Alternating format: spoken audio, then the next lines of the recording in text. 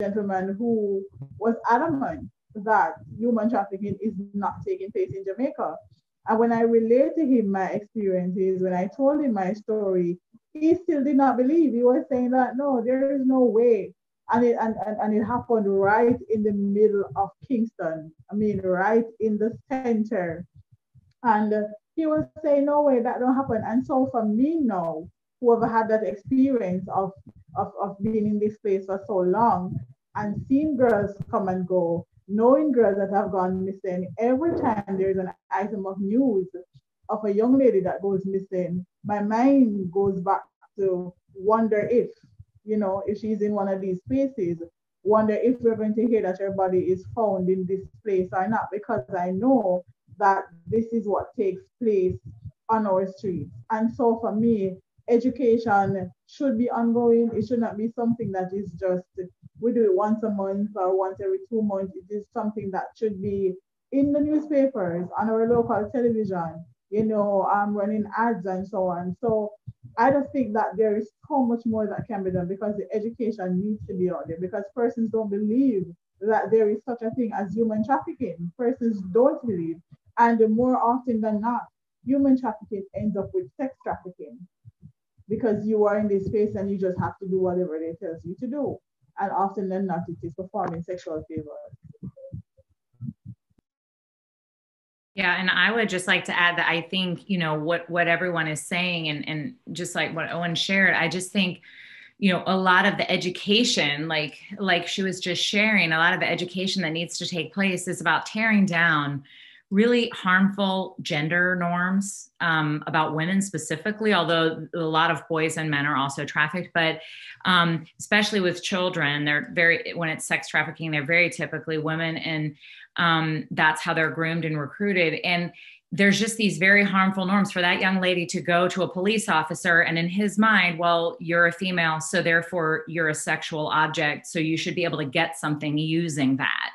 Belies a very harmful social construct that we have to work to break that down before we can get support, full-fledged support for a lot of what we're doing. And that's not just in, places like Jamaica and Liberia, that's the same in the United States. We really have to work to break that down when we are constantly bombarded with very sexual images of women, of children.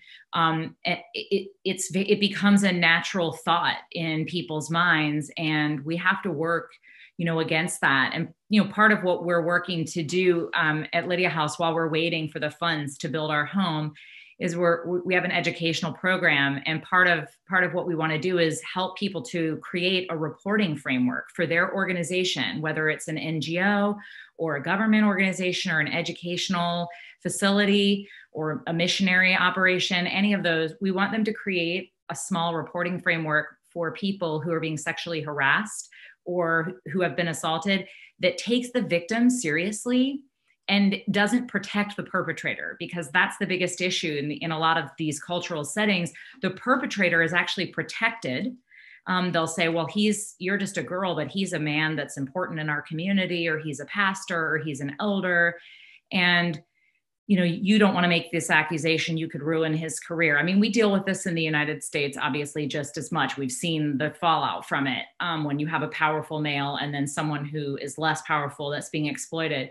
And so that's why I think we need to work to open people's eyes. As you're saying, there will always be people who don't believe you, but a lot of people, once their eyes are open, are willing to shift the way that they run their organization in order to say, hey, maybe something is happening and we want to be on the side of the person who's being exploited and defend them and take this perpetrator out. So that's the shift that we really have to push toward before we can make progress in clamping down on this, rather than criminalizing or incriminating the person who's being trafficked as if she were a criminal because she's doing this. Thank you for sharing. That was well said. Now, as far as there's obviously no solutions for something so widespread, but what I'm going to ask, each organization is, what are some of the weapons or tools that we can sharpen and put into motion to start actually, putting up the fight that we need. For me, I'm thinking along the lines, at least, here in the U.S., and I'm only pretty much familiar with Michigan and Colorado, because those are the two states that, that I've worked at.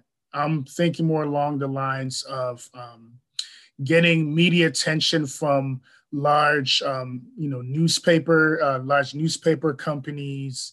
In Michigan, they have like Fox 2, they have WDIV. Now for Lydia House, what kind of, what strategies do you have as far as bringing the awareness and kind of shining a spotlight on the current situation? Yeah, as I said, part of what we're doing is we are developing, this program will be developed pretty soon in the next couple of months. It's a curriculum, basically. We're calling it Speak Out. And Speak Out, you said? Speak Out, yeah. And it is a curriculum that we're developing. And my hope is that I can put the PDF of this book on our website and people can download it and use it for their ministries or their organizations sort of all over the world. And what it will be is a short, maybe 15 to 20 page curriculum that explains sexual abuse, sexual assault, harassment, coercion, extortion, exploitation, and all of these faces of sexual abuse, because most people really just think of it as sexual assault, like violent rape. And there's so many other things that are comprehended in that term that we need to crack down on if we're going to protect these victims. And it will also include a lot of information about not stigmatizing trafficking victims, because most of them are also victims of abuse beforehand. And what we will do is we'll have volunteer facilitators who will teach this material in, say, like a 1-hour seminar to local leaders who are either NGO workers or missionaries or educators or government workers. And it will include information on how to create a reporting framework in your organization. But the idea is that then we give those people the booklets for free, and they have this information. And we hope that even in that short 1-hour time, we will begin to open people's eyes to things that really pass below most people's radar just by pointing them out. And I believe in this program. I've done this type of work with some organizations here in the United States, and it's very effective, because I would say the majority of people don't. There are always people that will say, "Oh, I don't believe in that," but I really believe 9 out of 10 people look and they say, "Wow, I had no idea this was going on. I care about this. I'm going to take this with me to my organization. I'm going to change the norms that are in place, and I'm going to take action. I'm going to pay attention to things that I didn't notice as red flags before." Thank you, Margaret. Now, for those of you that have read the chat on the bottom, please share your social media info so we can follow. I always believe there's power in numbers, there's power in unity. So as we continue to shine the spotlight in human and sex trafficking, it's good for, our various organizations to, share some of our resources and put the message out there. Even though COVID-19 has created some challenges, at the same time, organizations are able to connect a lot quicker than they used to, just simply hopping on a Zoom or Blue Jeans platform, share ideas and brainstorm. And now, with that being said, Pursuit International, do you have any strategies in mind? Unmute myself, that would be crucial. You mentioned one of the ways that we definitely engage with awareness, and that is using media, whether it's social media or traditional media. We engage with young people. Our recent new intern is a young lady from a local high school. And so we're hoping that by engaging with young people and having them share about what's going on, then more persons will be not only aware, but mobilized to take action.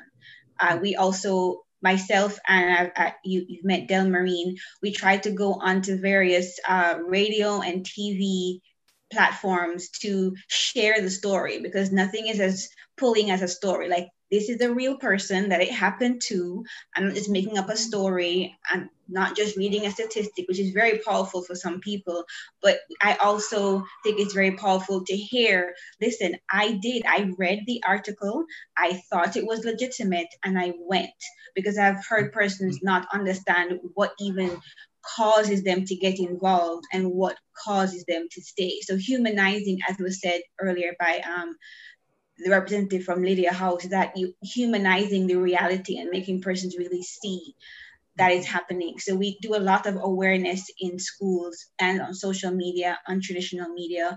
And our hope is to create something that persons can use to see the signs, like a video. We're creating that right now, a video that will lay everything out very quickly so that persons can share it, you know, whether it's we're on YouTube, so we're trying to create a YouTube channel where persons can see it from a local standpoint. Because again, up until I went to, you know, but the Lord led me to Asia and brought me back home and showed me it happening here.